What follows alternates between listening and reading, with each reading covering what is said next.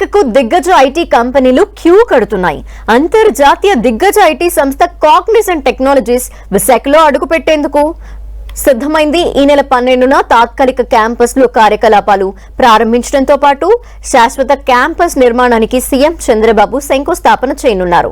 అదే రోజు Visakha economic region పై చంద్రబాబు కీలక సమావేశం నిర్వహించనున్నారు. ఈ నెల 12వ తేదీన దిగ్గజ ఐటీ సంస్థ కాగ్నిజెంట్ కి సీఎం చంద్రబాబు, మంత్రి నారా లోకేష్ చేతుల మీదుగా భూమి పూజ జరగనుంది.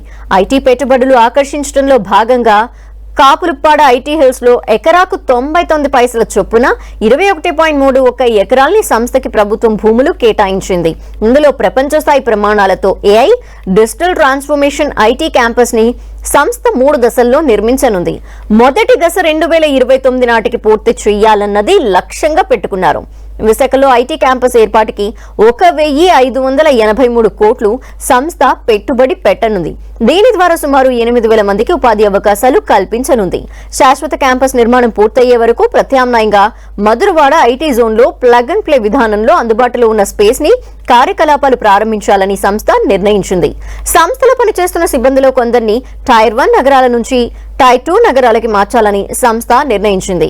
ఇందులో భాగంగా విశాఖని ఎంచుకుంది. ఈ నెల 12న 800 సీటింగ్ కెపాసిటీతో కార్యకలాపాలు ప్రారంభించనుంది. దీన్ని సీఎం చంద్రబాబు ప్రారంభించడంతో పాటు అదే రోజు ప్రధాన క్యాంపస్ భవనానికి శంకుస్థాపన చేయనున్నారు. విశాఖలో కాగ్నిజెంట్ కార్యకలాపాలు ప్రారంభించడం వల్ల సుమారు 15,000 కోట్ల రూపాయల ఆర్థిక కార్యకలాపాలకి అవకాశం ఏర్పడుతుందని అంచనా వేస్తున్నారు. విశాఖ ఎకనామిక్ జోన్ గా ప్రకటించిన సీఎం చంద్రబాబు ఈ నెల 12వ తేదీన అక్కడ కీలక సమావేశం నిర్వహించనున్నారు.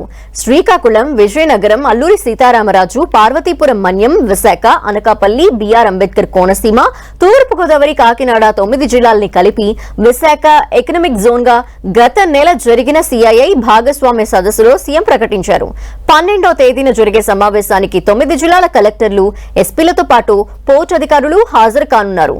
ఆర్థిక రాజధాని ఈ ప్రాంతాన్ని అభివృద్ధి చేసేందుకు తీసుకోవాల్సిన చర్యలపై చర్చించి కీలక నిర్ణయాలు తీసుకుంటారు.